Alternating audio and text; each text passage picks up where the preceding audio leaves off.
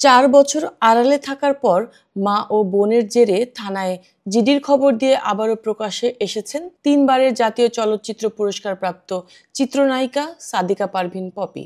অনেক দিনের চাপা কষ্ট, দুঃখ, যন্ত্রণা সব উগরে দিয়েছেন গণমাধ্যমের সামনে।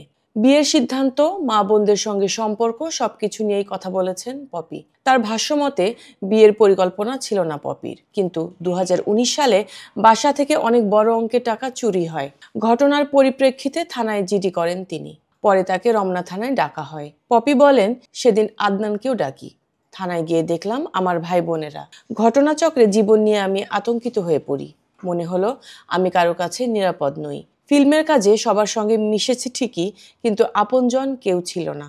বরাবরই আমি পরিবার অন্তঃপ্রাণ মানুষ, অথচ এই আমার কাছে পরিবারের সবাই অচেনা হয়ে গেল। সম্পত্তি ও টাকা নিয়ে জটিলতা শুরু হয়। জটিলতার এই পুরো সময়ে আদনান আমাকে ছায়ার মতো আগলে রেখেছে। কোনো জটিলতাই আমাকে স্পর্শ করতে দেয়নি। তিনি বলেন, ওই সময়ে এমন বন্ধুকে না পেলে আমার জীবনটাই বিপন্ন হয়ে যেত।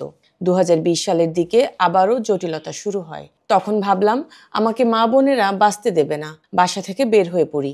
যোগাযোগ করি আদনানের সঙ্গে। এরপর আমার জায়গা জমির দলিল, ব্যাংকের কাগজপত্র ও প্রয়োজনীয় সব ডকুমেন্ট পুলিশের সহযোগিতায় উদ্ধার করি।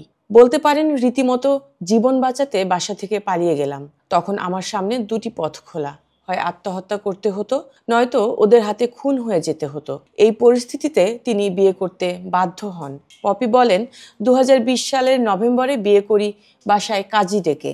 আমার আত্মীয় স্বজন ছিলেন। এটা সত্য, বিয়েতে আমার মাকে ডাকিনি।